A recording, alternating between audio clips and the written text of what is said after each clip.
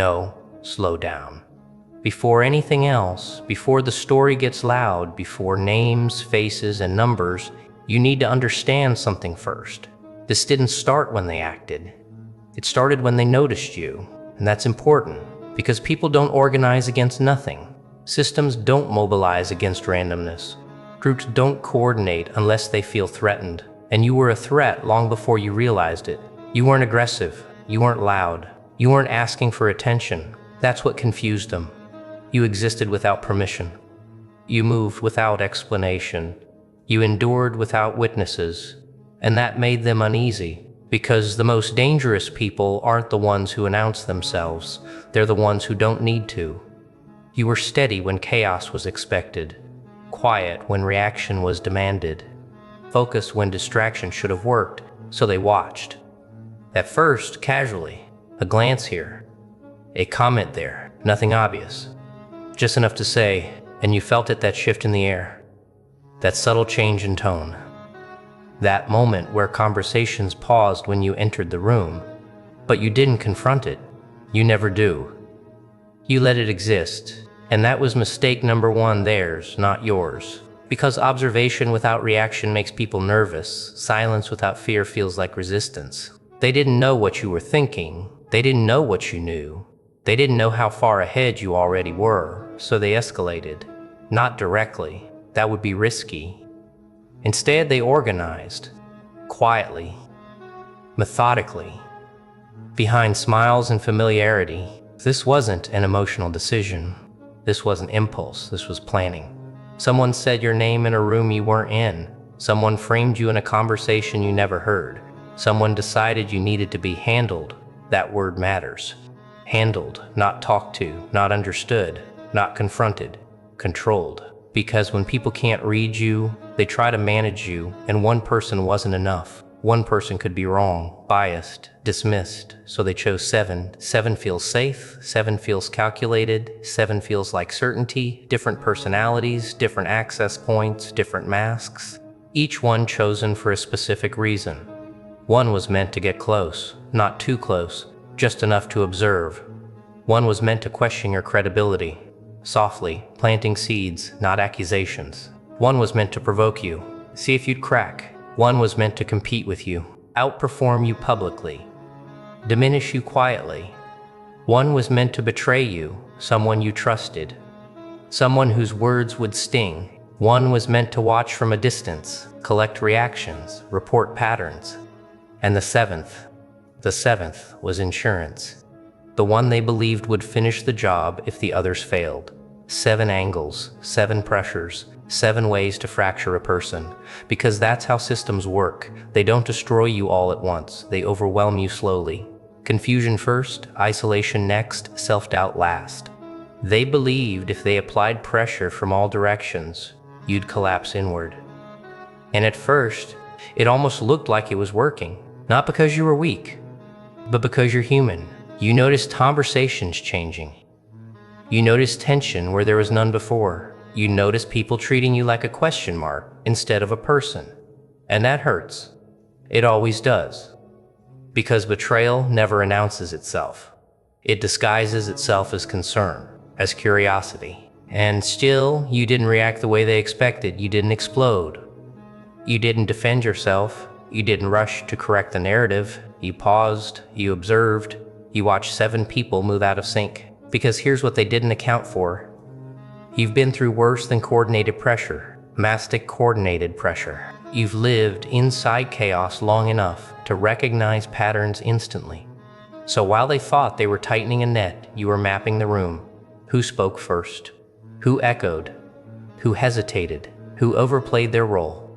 You noticed who asked leading questions, who tried too hard to be neutral. You noticed repetition, you noticed timing, you noticed alignment. And that's when you knew this wasn't coincidence, this was orchestration. 7 people didn't move like this by accident. And that's when something shifted inside you, not fear. Because once you realize it's coordinated, it stops feeling personal. It becomes mechanical, predictable. Systems only know how to do one thing, repeat what's worked before. And that's where they underestimated you. Because you aren't operating on instinct anymore. You've already been stripped, already been doubted, already been isolated. You've already lived through the moment where everything turned against you and you survived. So when they applied pressure, you didn't flinch, you didn't rush. You didn't explain yourself to people who already decided who you were. You went quiet, not defensive quiet, not defeated quiet. Strategic quiet, the kind of silence that forces people to reveal intent. Because lies need feedback, manipulation needs reaction, control needs participation, and you gave them none. You continued your routine, continued your work, continued your life, as if nothing was happening, and that terrified them. Because pressure without reaction feels like failure, and failure makes people reckless. They expected cracks. They expected emotional leakage. They expected you to self-destruct publicly. But instead, you stayed centered. And now, the 7 had a problem. Because the moment a target doesn't respond the way the plan requires, the plan begins to collapse. Because they weren't surrounding prey. They were circling someone who had already survived extinction-level pressure. Someone who doesn't panic under scrutiny. Someone who doesn't beg under doubt. Someone who doesn't fold when isolated. And that's the irony. The very thing they tried to use against you, pressure, was the environment you were forged in. They thought 7 would be enough. They didn't realize you were already built for worse. They didn't strike together. That would have been careless. They moved in sequence. One questioned you quietly, not openly, just enough to plant doubt. Another smiled while collecting information, details, timing, weak points, or what they thought were weak points.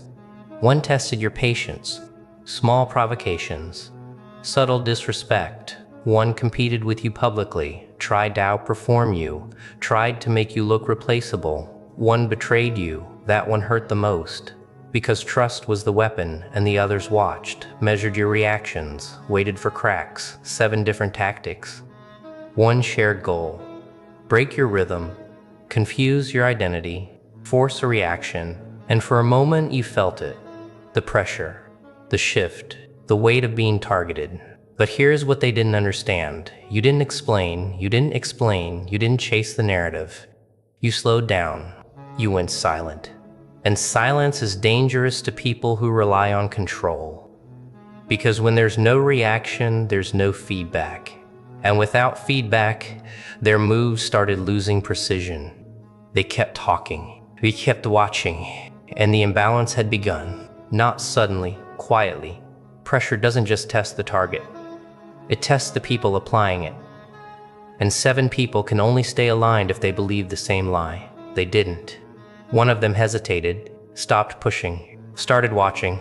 Another began asking questions, not about you, about the plan. One realized they were being used, that their role was disposable, that they'd be blamed if it failed. They started contradicting each other. Small inconsistencies, different versions of the same story. And you noticed, because you were still silent, still steady, still unchanged. You didn't defend yourself, you didn't expose anyone. You let the pressure sit. And pressure reveals truth. Some of them remembered who you really were, not the version they were told to see, the real one. That's when confidence faded, that's when unity fractured. 7 became divided. Not because you attacked them, because truth doesn't need coordination. Lies do, and their structure couldn't hold anymore. By now, the power had shifted, not because you fought back, because you didn't. The same people who once moved with confidence now measured every word. They adjusted their tone, their behavior, their distance. They were careful, because control only works when the target reacts, and you didn't. They tried to regain momentum, to steer the narrative back in their favor, to quietly repair what was breaking. Every attempt exposed urgency. You stayed calm, consistent, unchanged, and that consistency became intimidating. Some of them stepped back. Some tried to align themselves with you.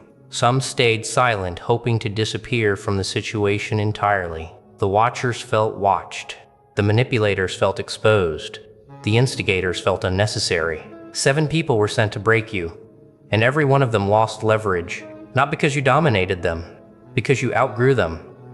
You didn't need to win loudly, you didn't need to prove anything, and all you did was remain standing. It didn't end with revenge. It ended with reality. They didn't become loyal. They became aware. Awareness changes behavior. The same people who were sent to break you now measure themselves around you. They don't challenge you. They don't test you. They don't underestimate you. Not because you demanded respect, because you earned gravity. You didn't defeat them publicly. You didn't humiliate them privately. You didn't need dominance. You stayed intact. And intact people are dangerous to systems built on pressure. 7 people were sent to control the outcome. Now all 7 adjust to you. Some follow your lead, some stay quiet, some keep their distance. But none of them try again, because you showed them something they can't unsee. You cannot destabilize someone who has already survived worse than you. You don't need authority. You don't need approval. Your presence rewrote the balance. They sent 7. You needed none. And that's why the system changed. Because you didn't just survive the attack, you reversed it. Remember this, they didn't lose because you attacked. They lost because you didn't collapse. They sent pressure. You answered with composure. They sent voices. You answered with silence. They sent 7 people to break you and discovered something permanent. You cannot dismantle someone who has already rebuilt themselves. You walk differently now. You exist outside their reach. And they feel it. Every room adjusts when you enter. Every plan recalculates when your name is mentioned. Every system hesitates where it once assumed control. You don't need to prove anything. You don't need to explain anything. Your survival already spoke. They sent 7, and 1 was enough. This isn't the end of the story. This is the point where they stopped writing it. Because from here on, you move on your terms.